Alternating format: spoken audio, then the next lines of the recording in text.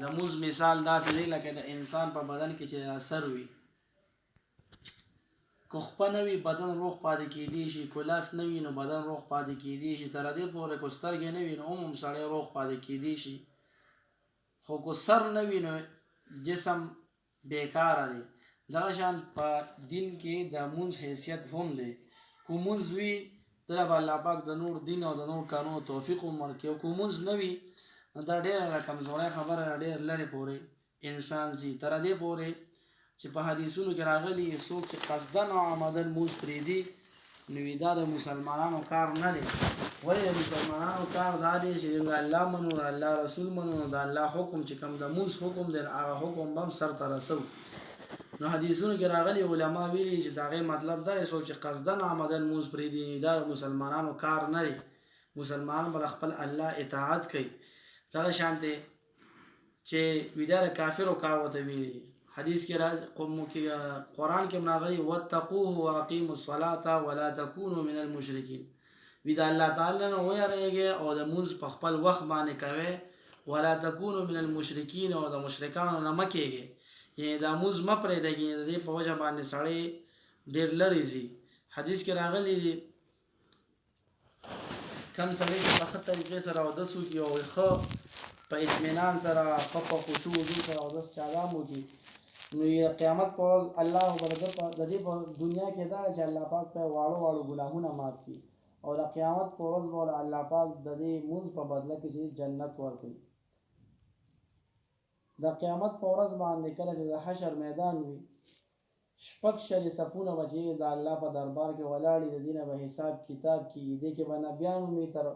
آدم علیه السلام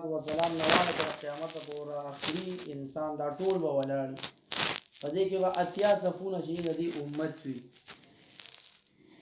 بعضې صحابو د نبي علیه السلام ته عرض وکړو چې د الله رسوله بیا پکې مونږ څنګه پېژندلی کېږو؟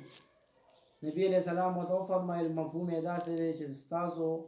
چې په دنیا کې دا کم اودس چادام کوئ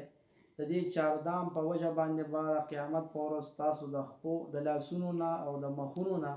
او د سجدو د ځایونو نه به چې دا به چمکېږي، دا به رڼا کوي. د دې رڼا نه به راپېژندل کېږي چې دا د نبي علیه السلام امت دی او دا د هغې امتیان دي.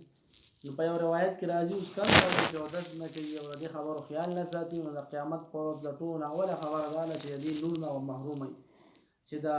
خپې او د سجدې ځای نه چې کوم چمک کوي د دې نه به چې محروموي، د قیامت په ورځ به چې د دې خبرې نه محرومه کېږي. نو په دې وجه باندې په معمولي خبرو باندې مونځ نه دي پرېښودل پکار، د مونځ ډېر زیات اهتمام پکار دی چې څنګه وخت کېږي او بانګ ویلې کېږي سره وخت داخل کړو نو فوراً چې د نور کارونو نه ځان فارغول او چې د مونځ طرف ته په توجه سره متوجه کېدل چې یاره مونږ مونځ په اهتمام سره کوو، ځکه چې دا مونځ د الله پاک داسې حکم دی چې د دې نه نور اعمالو کمزوري راشي نو هغه بیا معاف کېږي. خو دا مونځ داسې دی چې دا الله پاک په زندګۍ کې فرض کړی دی، دا یې تر څو پورې د دې قضا نه کړی او سر ته یې نه رسولی نو دا د دې د ذمه نه ستاسو نه خلاصېږي. هله به یې ذمه خلاصېږي چې دا مونځ وکړي او خامخا یې وکړي. نو مونځ کول دا ډېر زیات ضروري دی، د الله پاک حکم دی په مسلمان باندې چې دی الله پاک فرض کړی دی. نو الله پاک دې موږ تاسو ته د مونځ کو توفیق راکړي، انشاءالله د مونځ اهتمام کوو، په وړو عذرونو باندې مونځ نه پرېږدو، د کور کاروبار باندې یا دغه شان د ماشومانو په وجه باندې دا د یا وړو بیمارو په وجه باندې زموږ د مونځ پاتې نه شي، او د مونځ په وختونو باندې ځان پرېول پکار دی. ځکه حدیث کې قرآن کې راځي وقوموا لله قانتین، الله پاک چې کوم وختونه مقرر کړي هغه پېژندل. اوس د سهار مونځ په څه ټایم باندې قضا کېږي دا وخت وپېژني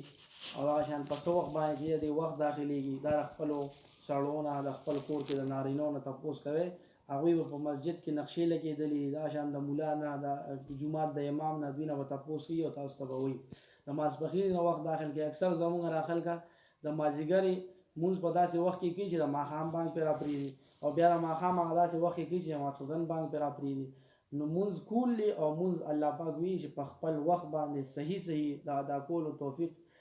چې څوک په صحیح طریقې سره مونځ کوي او په خپل وخت باندې کوي دا د مونځ اهتمام دی. انشاءالله د دې خبرې کوشش کوو چې څنګه بانګ ویل کېږي بس د هغې نه پس بیا په خپل اودس چادام کې او د مونځ په کارونو کې لګېدلو د کور کار یا نور کم کارونه هغه وروستو کوو چې کله مونځ وکړو د مونځ نه فارغ شو دعا وغواړو د هغې نه پس بیا د کور نور کارونه کوو الله یې د عمل کولو توفیق راکړي